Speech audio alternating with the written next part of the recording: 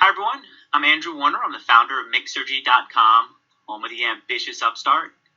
How do you grow a seminar business which has an audience of hundreds of people to one that draws in thousands? Joining me is a man that helped Tony Robbins build his seminar business. Michael Hutchison was an early Robbins Research Institute trainer and sales manager. I invited him to talk about how he helped grow that company. Since then, Hutch, as he's often called, has written the book Speaking Mastery, 7 Keys to Delivering High-Impact Presentations. He's also the co-founder of an upcoming startup called Immersive. It delivers software that works with your company's CRM to deliver the right coaching to each employee. Hutch, welcome. Thank you, Andrew. Thanks for having me. So how many people were at Robbins Research Institute when you worked there? There was about a dozen of us. We were in a small office in Torrey Pines up in La Jolla, California. And I think it's important to point out that at the time, the company was in massive debt. We were about $750,000 in debt in a need to really turn things around and really right the ship that we were on. And you really have. How do you get to $750,000 in debt in the seminar business? It's very easy. You have to spend a lot of money to get what I call bums in seats. And if you don't get past that break-even point, the seminars that we were putting on, many of these were over in Hawaii. And so the expense of putting on, at the time, these certification programs and flying speakers in and spending so much money, but not having the attendees catch up with the amount of expenses, it's very easy to get yourself behind. See, why was it important to go to Hawaii or to get big, expensive seminar locations instead of going smaller and then building up as you could fill up? What was the philosophy behind that? Well, the philosophy was we started with a program called the Mind Revolution Weekend.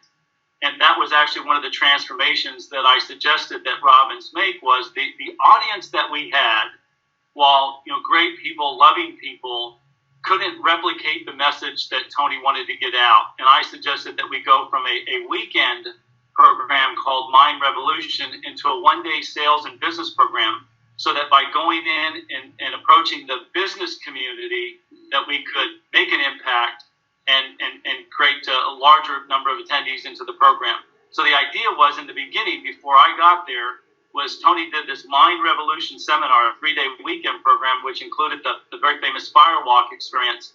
And I said, great program, but let's take things back and let's do just a one-day business program. Let's increase the profitability of those events. And then let's change that Mind Revolution weekend to something that modeled after the brand of his book called, at the time, Unlimited Power. So 2 things took place. We started doing one-day business seminars. We approached the business market with Tony's message, and then we changed the weekend program from Mind Revolution to the Unlimited Power Weekend. We still did the Hawaii programs, Andrew. It was still a draw. It was a great destination. But once we built that funnel up on the front end, more, so it had a greater number of attendees, then eventually those larger programs, the more expensive programs, became very profitable. In fact, the seminar that I helped co-create with Tony called Life Mastery is still the flagship for the organization today.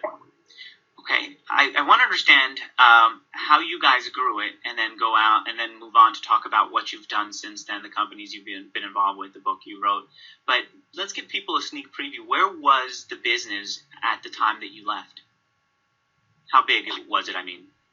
Well, the business at the time was probably, so it was a private company, but I would give you a range of probably close to $50 million in revenues and several hundred employees. So it grew to a very, good-sized, medium-sized business, if you will. Over what period of time? $750,000 in debt to roughly $50 million in revenue. Over what period of time? For about 7 years, from roughly 1987 to about 1994, and then I stayed on and consulted through 1995. All right, let's find out how you did it. By the way, let me make a quick observation here. Something interesting happened when we did the pre-interview. You explained things by making references to Bradford and Reed, the greeting card business. You said, Andrew, you need to have passion and really immerse yourself in what you're doing. Like when you, for example, Andrew, were in the greeting card business. I thought, that's so interesting. You might have even noticed that I looked up in a different way when you said that. And you knew where I was in Washington, D.C. There's some people who still think I'm in Argentina or in California who I've known and talked to for years. They just aren't as aware. There's just something. Tell me about because it worked with me. It made me feel a greater connection to you, a person who I'm supposed to be a little, tough on to get as much information as possible. You softened me up and made me like you more. I want to know how you did that so I could do it to other people. Tell me about that process. Well, I simply asked your assistant, Andrea, who's very capable and very efficient. She's outstanding, a great asset to you and your organization. And just asked her where you were located. It was important for me to try and to meet you, to try and get to know you. And when I learned you were in D.C., I was actually bummed out because I spent a lot of time up there. I'm on the alumni board at Georgetown University, my alma mater. And so I was hoping to have the opportunity to meet with you. And then I simply did what you do every day, I'm sure. And I looked up and read up on you as much as possible. And I was very impressed with the work that you did. I love the story about the way that you created the name for your business, and you created it bigger than what it was. And that's a great message I think that Tony Robbins teaches is to be truthful with yourself, to see things, as they are, not to see things better, but to see things the way you want them to be. And then make a decision as to what you're willing to do to make them the way that you want them. And that's obviously what you've done in your business. It goes a long way. For some reason, I kept thinking, did I put it up on Twitter? Did I put it up here? Is it there? I didn't even think, you could have just talked to one of my people here. And of course, the company you're talking about is Bradford and Reed, the business my kid brother and I started right out of school. And we picked the name Bradford and Reed because we thought it sounded bigger and more impressive than what we really are. And we expected people would take our phone calls more quickly with that kind of a name. Wow, you really have done your homework. I'm learning the importance of doing that. I kept thinking it was important at one point. Now, as long as I'm connected to you on Twitter, who cares about these little things? And man, now I understand why it's important. It went a long way with me. And I want to do that with other people. Let's learn what else you did. There was a process that you guys went through that you and I talked about in the pre-interview that got people to come to the seminars. And it started all the way back from who you recruited to be salespeople. Can you tell my audience where you found the people who worked in the organization?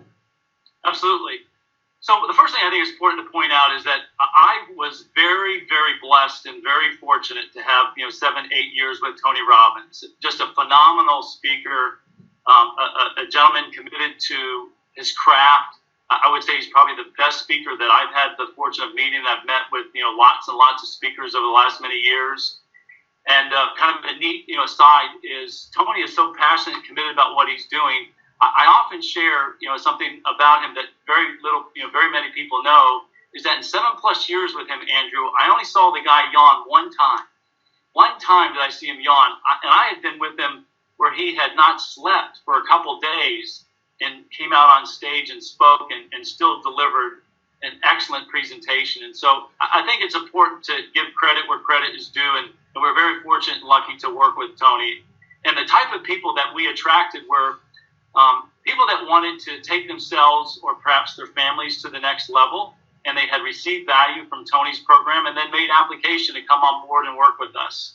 And to this day, I'm very fortunate to have some of my best friends who have gone on to become excellent speakers today, people that travel around the world delivering content and training material to some of the biggest corporate audiences. And so the people that we had would apply. I typically always interviewed them and had them stand up during the interview. And so what I wanted to see is, as you and I did in this pre-interview, is how would they come across? Would people find them credible? Would they find them believable?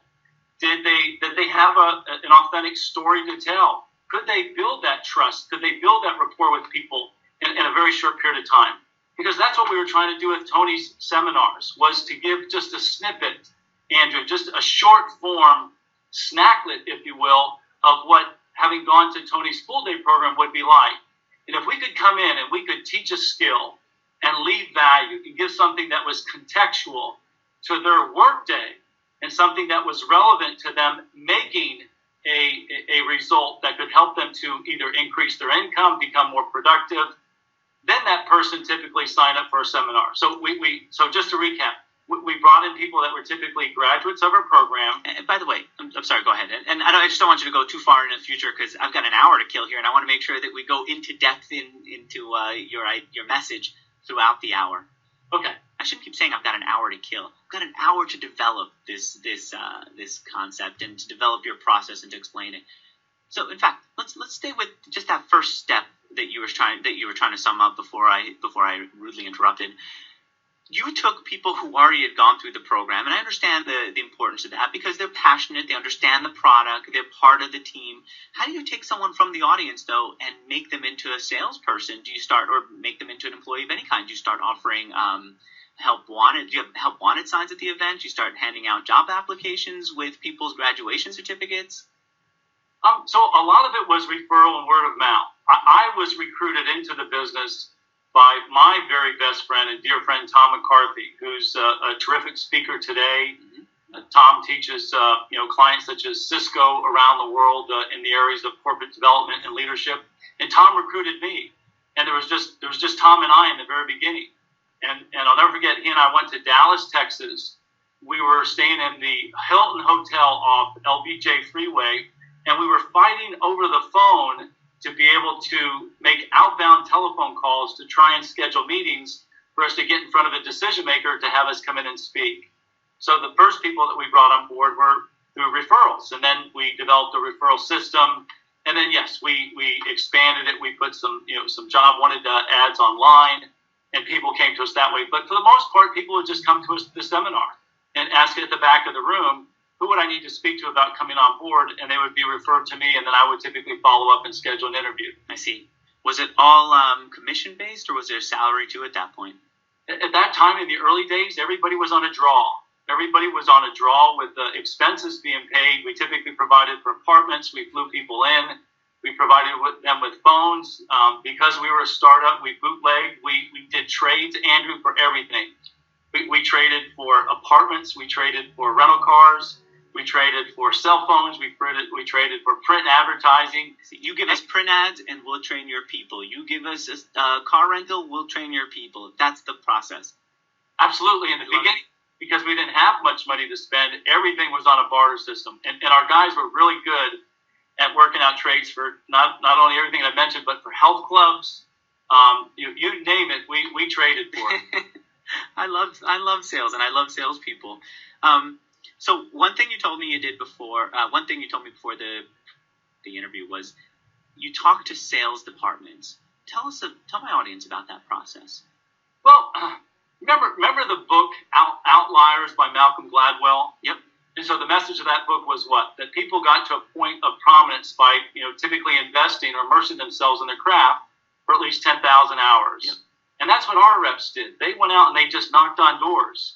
And they knocked on, everybody from financial services to insurance companies. I'll never forget the very first call that I made was on a metropolitan life business, and I was turned down.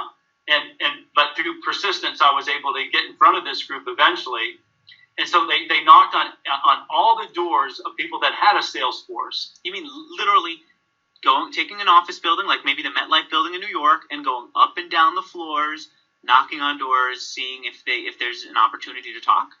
That's correct. So that's what it was. Okay. Oh, absolutely. But we had two types of reps. We had those that were comfortable scheduling meetings over the phone, and then other reps that were just more comfortable being out face-to-face. I see. So there would be telemarketers or people who are comfortable on the phone calling up all the local insurance businesses and brokerage businesses, anyone who would have a sales team. Right. But in the early days, Andrew, that was me. That was myself and the people that I recruited to come on board. This was before we started a telemarketing group. So before you went to New York, you would start working the phones, looking around for people who had sales teams. To do what? What were you going to do at those sales meetings? The key was two things. One, to build rapport with that decision maker. Two, to find out if they had a regularly scheduled meeting. Typically, most sales groups get together on a Monday or a Friday or a Saturday morning. And the idea was to come in and our pitch, if you will, was, Andrew, we're going to come in and add value. We're going to teach a skill. And if your people are encouraged to take action and continue their education with the value they received from the program that we put on, they may be encouraged to go to Tony's one-day program. But it was sincere. We had to deliver. Yep. We had to give value. We had to teach something in a very short period of time. So what did you teach? In a sales environment, we taught how to build rapport with people in a very short period of time. Just as I did with you, I tried to find out. I had the respect to find out as much about you as I could in a short period of time. I wanted to find out what might be important to you. I wanted to find out how, if anything, I could do to add value to what you were doing. So the key was to make that connection, to phone the decision maker, talk to that sales leader, and just have a conversation. Not make a pitch, not do anything scripted, but figure out how can I make a measurable contribution into what this person is doing on a day-to-day basis. Okay, let me break down the process so far. First is the sales call, then which is tough to get the meeting. Then you get the meeting where you walk into a room full of salespeople in their weekly meeting, and then you teach. So let's break it down and understand how you did each part of this process. The sales call. You've got a stranger at the other end of the phone. You're a stranger to them who's about to, who knows what. They're worried you might sell them something, waste their time, etc. How do you convince that person to have you in to talk to their sales department? Well, back then there weren't as many seminar businesses as there are today. I think sales leaders today probably get bombarded with a number of seminar companies that are trying to get into those meetings. In those days, there weren't as many, and not as many people knew Tony Robbins.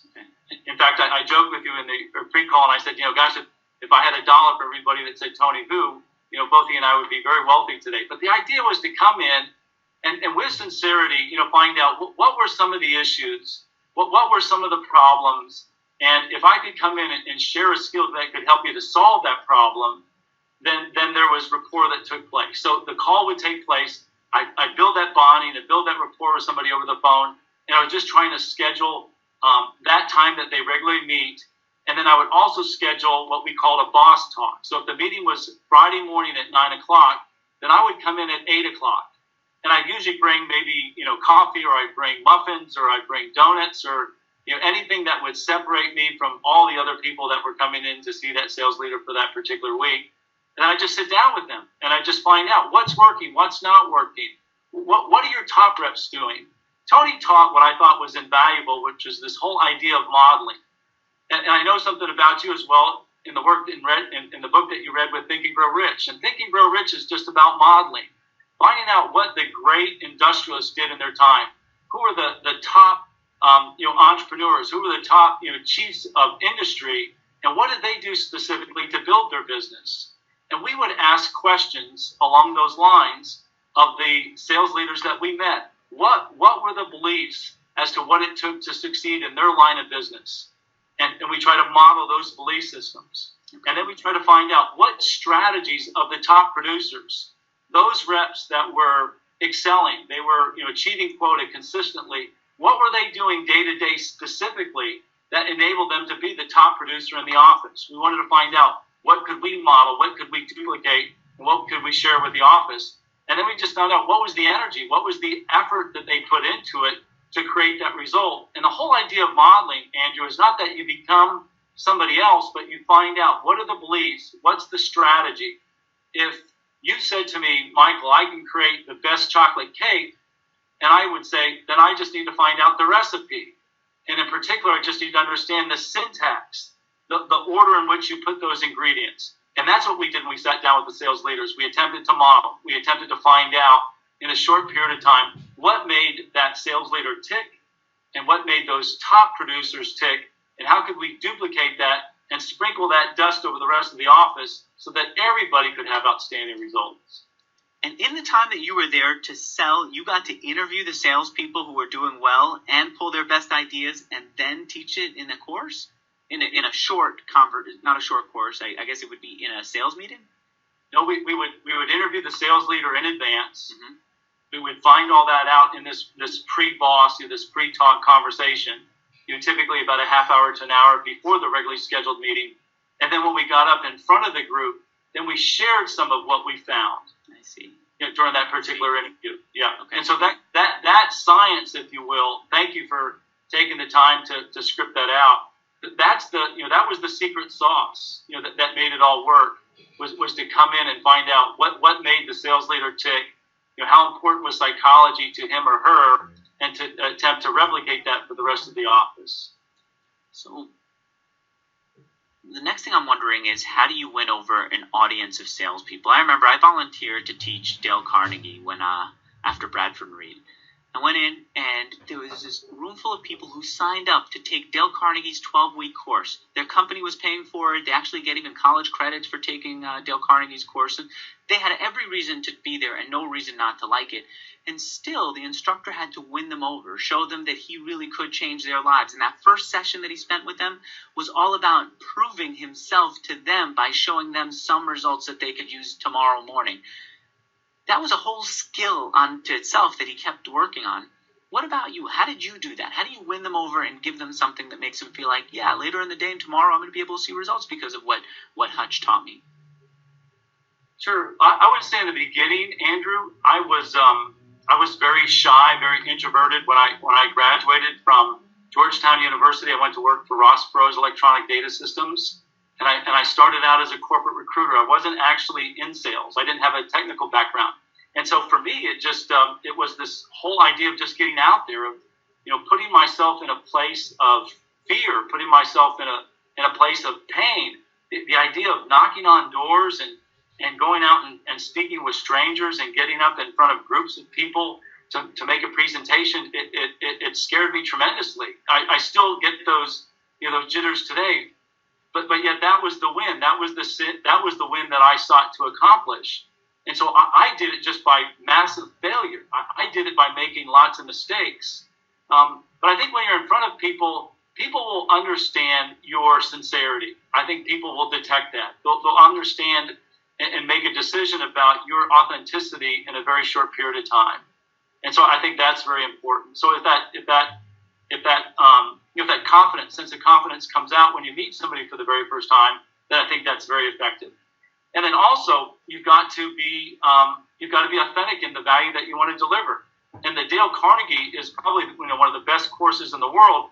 That reputation, that brand in and of itself, speaks for itself. But even so, you as the speaker have got to probably tell a story about how it affected you. There was probably a particular reason why. And I think if I read correctly, you actually volunteered in the beginning. You weren't getting paid to teach the Dale Carnegie course, and there was a reason for it. And what was that reason, if I ask you? What was the reason that you wanted to teach? I saw that I wanted to teach because of the impact it had on my life. I saw that I was being a jerk, and I thought that that's the way to succeed in business, because that's what I thought. That's what I saw in business.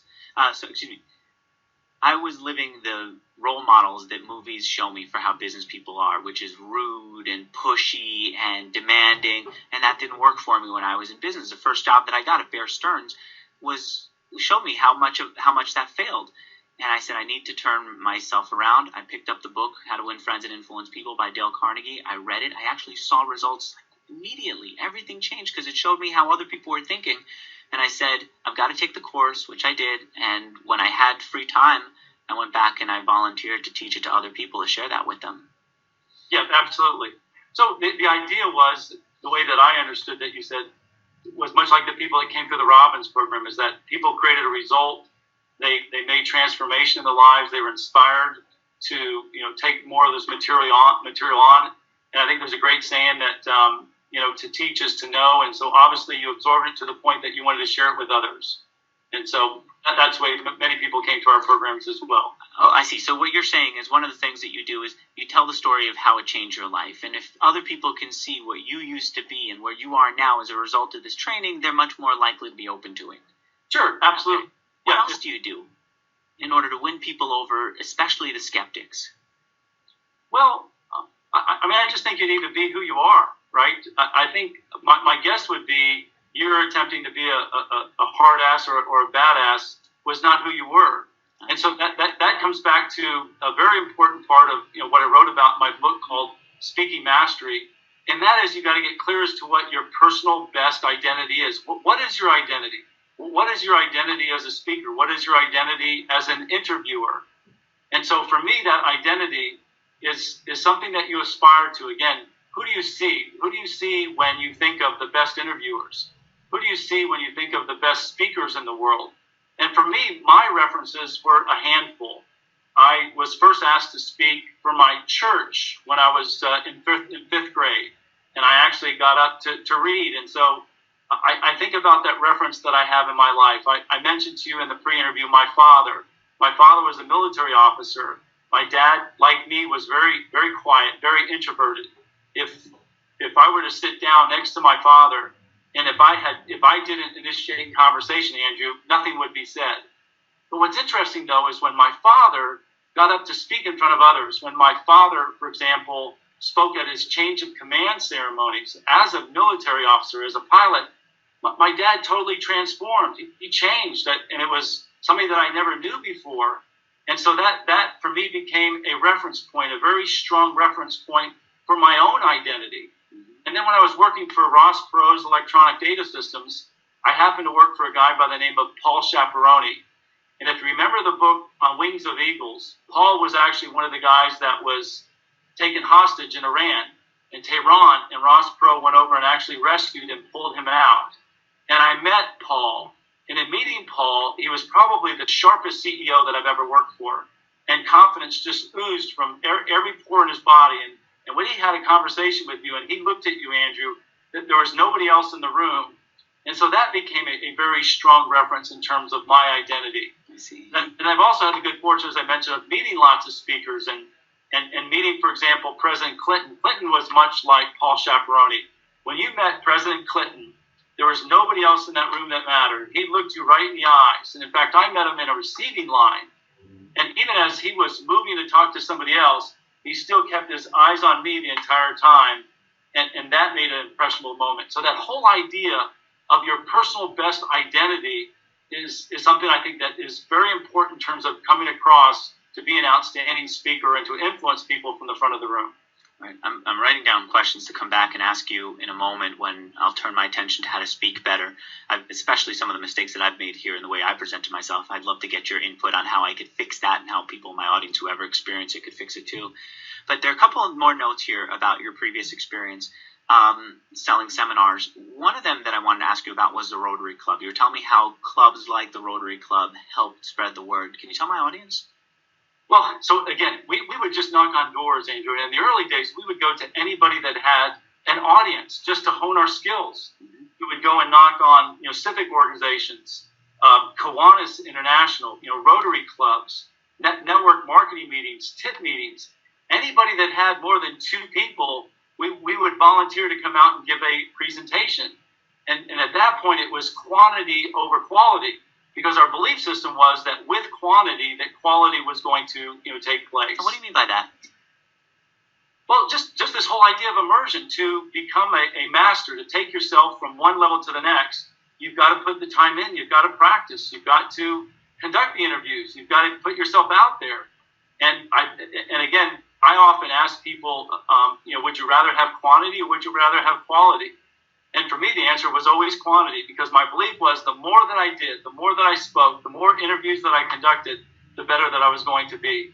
One of the gentlemen that endorsed my book handed out the Heisman Trophy, a fellow by the name of Jim Corcoran, and he said it as well. And he's handed out the Heisman Trophy several times. But he said, Hutch, every time I do it, I get better every time I deliver that message. That's true. At first, when I was terrible at being on camera, and I feel like today is not one of my best days, to be honest, but when I was not very good, I said, what do I do? Do I do one a month, but in between just work on learning how to get better?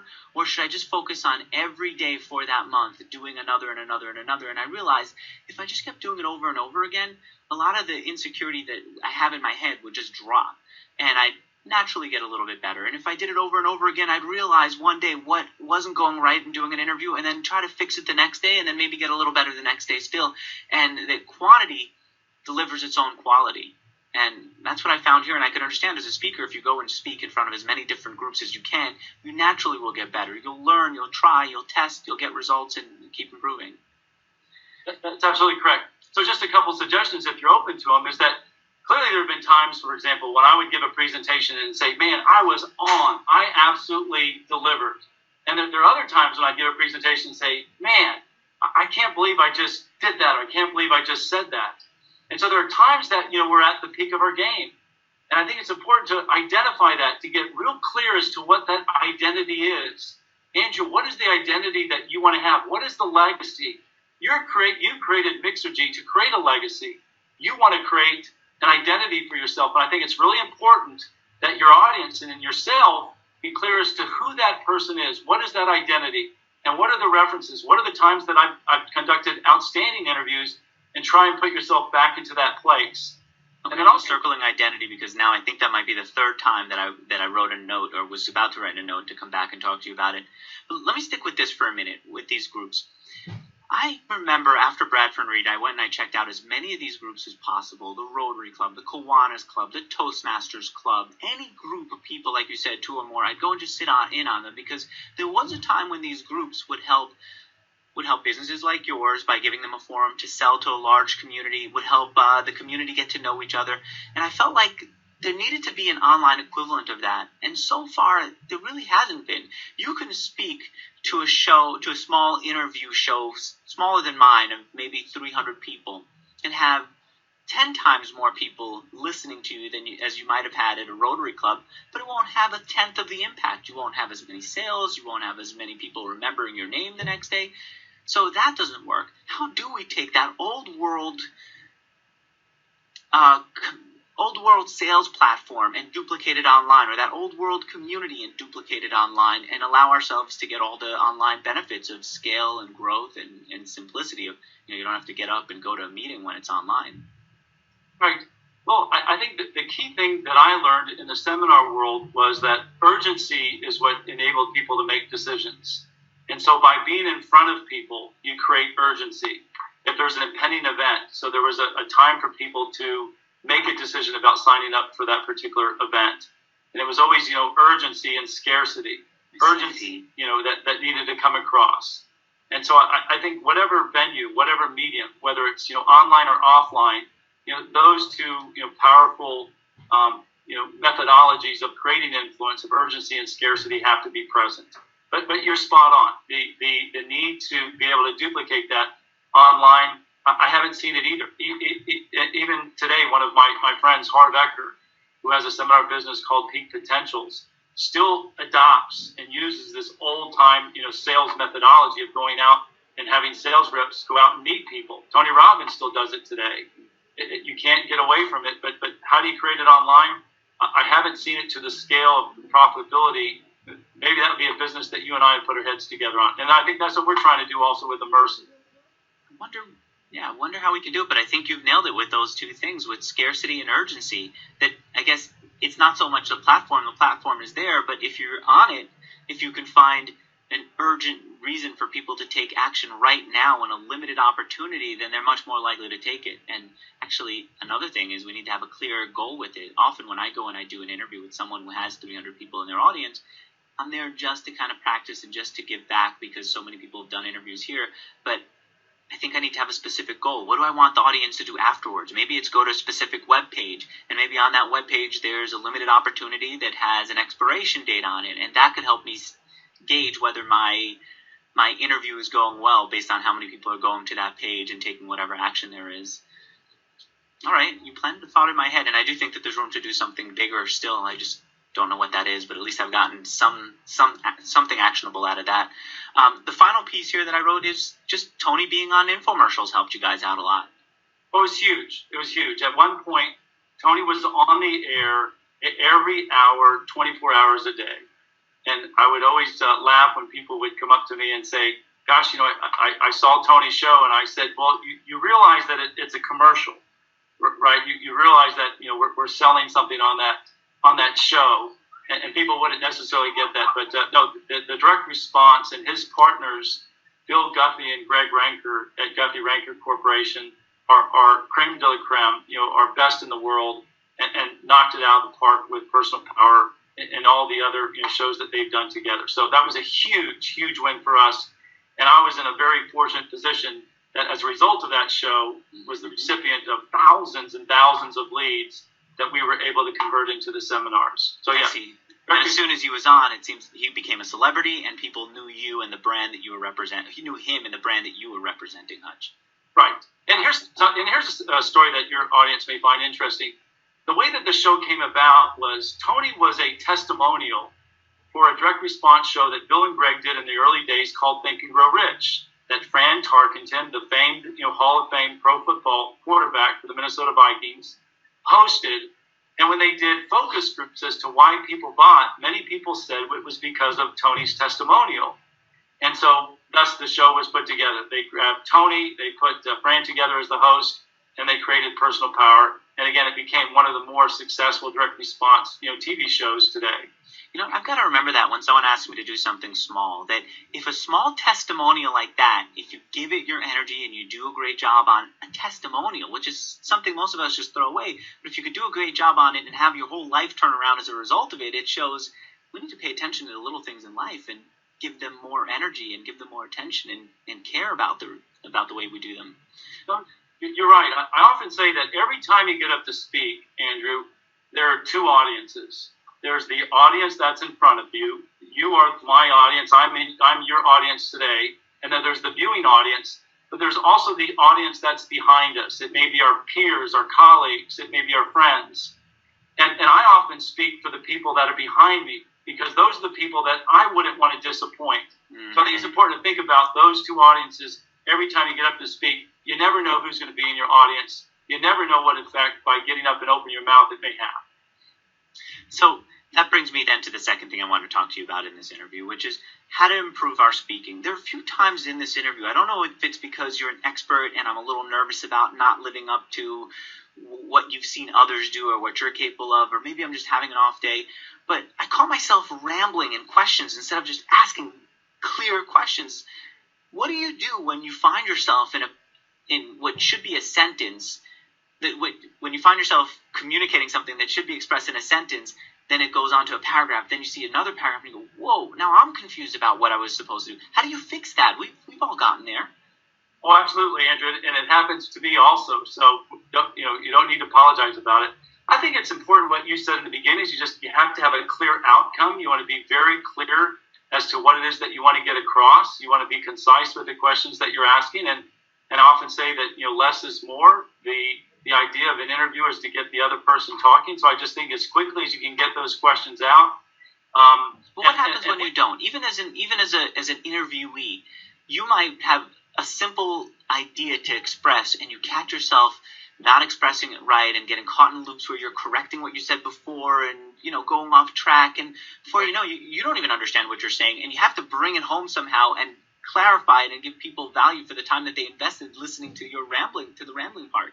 What do you do in that situation? How do we fix it? Well, I say there's three keys. One is get clear as to that identity. Have something that reminds you of who that identity is. Mm-hmm. Your identity as an interviewer should be clear, concise, direct, personable, to the point. That's the identity. But if you find yourself having that internal dialogue, then sometimes you just have to stop it.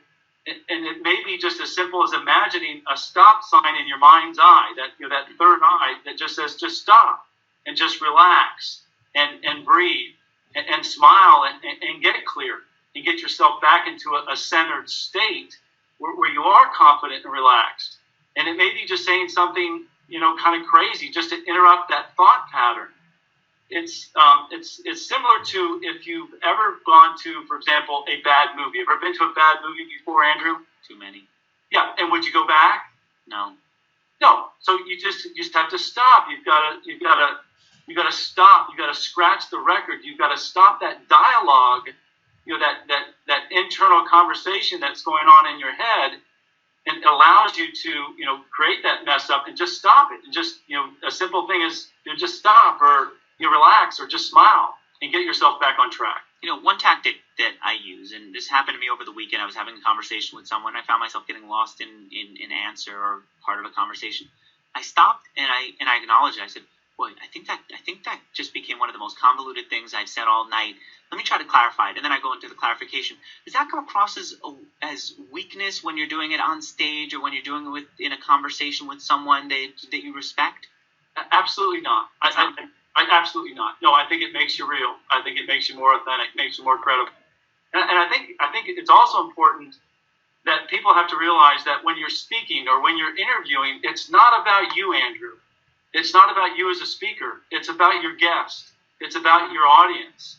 And it's about having the intensity. It's not about you. You may mention that you may mess up, but I don't detect it. I don't see it. I don't see that convoluted message. And it's probably because, that we're such perfectionists. We want to come across as sharply or crisply as we can. But our audience doesn't see it. So you just got to relax. It's not about you, but to admit it.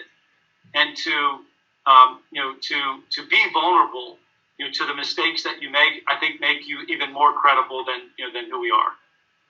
The other thing we kept talking about was identity. Here's the first thing I wrote down. You have to know what is your identity as a speaker. And I underlined identity as a speaker. What do you mean by that? Well, again, for me, that identity is, who am I when I'm my very best? Who am I when I deliver an outstanding message? Who am I as an outstanding interviewer? What did I say? What did I do to prepare? Put myself back into that state of mind, that mental state where I was at my very best. Or for me, I make pictures in my mind, Andrew. I get a picture, for example, of my father, as I mentioned, in this change of command ceremony. I get a picture of JFK asking the question, ask not. I get a picture of Martin Luther King, on top of the, Lincoln Monument, delivering his I Have a Dream speech. And so for me, it's about putting myself into that place, but actually closing my eyes and getting a picture of what is the identity that I want to have to come across. Who would I be? How would I come across? How would I breathe? How would I look in front of that audience? And that's just a little tidbit, a little extra exercise that I do every time I get up and speak. I get that picture in my mind before I get on stage. I see. So if I were going to deliver a presentation and wanted to do a good job at it, I might think back, who was I when I did a really good job, when I gave a strong speech, when I convinced people to think the way I thought or to be persuaded by my message, put myself back in that state, and then visualize the people who represent the kind of person I want to be when I'm delivering that speech. Sure, or go back and watch, some of the tapes. Go back and watch the videos, the interviews where you thought that, man, I was on, I delivered, and you know what? People loved who I was. You go back. Isn't there sometimes something about us in that moment that we can't dissect from the outside? That even if we were going back and reliving it, we couldn't figure out what it was. It could be that we were just, there's some days I have a dog. Nothing in my dog's life really changes from day to day. The economy doesn't impact him. He eats the exact same food. He doesn't have someone break up with him or lose money in his business. But some days I can see he's a little grouchier than others. He needs to be by himself. So aren't there some days when we're giving a presentation when nothing's different about the way we're doing things? We just happen to be in those great moments. And other days when we happen to be in the grouchy or insecure moments. And to think, what did I do in the good day, is to go back and look for evidence that doesn't really exist.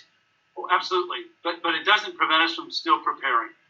And so identity is a part of it. The other is what I call is thinking the best thoughts. And I often ask people, do you talk to yourself? Do you have a conversation with yourself? All the time, yeah. All the time.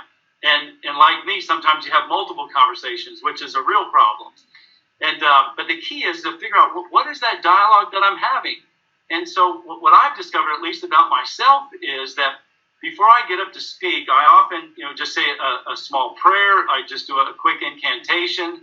And I say to myself that, my gift is my speaking, and, my message is my contribution to others. And I just say that to myself. And so there may be times, Andrew, when we have this, but it doesn't neglect the opportunity that we have to prepare and to shape the way we want things to happen. In other words, we're not victims of what is going on at the time, but we can actually choose the thoughts that we think, and we can choose the emotions that we feel. And I do think that is a choice that we have. I see, right. And even changing what that internal dialogue is about changes my day. Even shutting out those thoughts of questioning how I'll perform and thinking about something else changes the way that I perform. Thinking about all the times that I did well instead of letting my mind go back and forth about all the things that I could go wrong. I'm actually doing this symbol here. That's the way it feels, and that's the way it is. Even that, stopping that is a huge help. Yeah, one other tip.